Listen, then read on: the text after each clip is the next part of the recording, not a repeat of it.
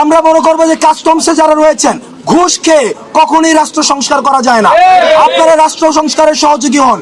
যদি আপনারা কোনো সরকারি প্রতিষ্ঠানে কেউ যদি ঘুষ খায় তাহলে প্রথমেই আপনারা তাকে ঘুষি মারুন। এই ঘুষিটি একটি মেটাফরি করতে ব্যবহার হচ্ছে, অর্থাৎ তাকে সাথে সাথে প্রতিরোধ করুন। প্রতিরোধ করে বিদ্যমান আইন শৃঙ্খলা কাঠামোর মধ্যে যে বিচার ব্যবস্থা রয়েছে তাকে বিচারে সোপর্দ করুন। আর যারা চাকরি করছেন আমরা আপনাদেরকে সতর্ক করে দিতে চাই, বিগত সরকারের সময় যে ধরনের শাস্তি হতো মৃদু তিরস্কার অথবা ওএসডি, এগুলো কোনো শাস্তি নয়।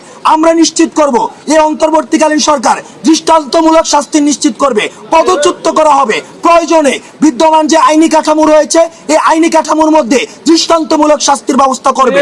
পতন হলো তখন আমরা বাজার মনিটরিং এ দেখলাম বাজারের দাম ক্রমশ কমে গিয়েছিল, অর্থাৎ সেখানে যে 16 বছরে গজিয়ে ওঠা যে মাফিয়া তান্ত্রিক যে সিন্ডিকেটটি তৈরি হয়েছিল সেটি 5 আগস্টের পরে 75-এর পরবর্তী সময়ে যে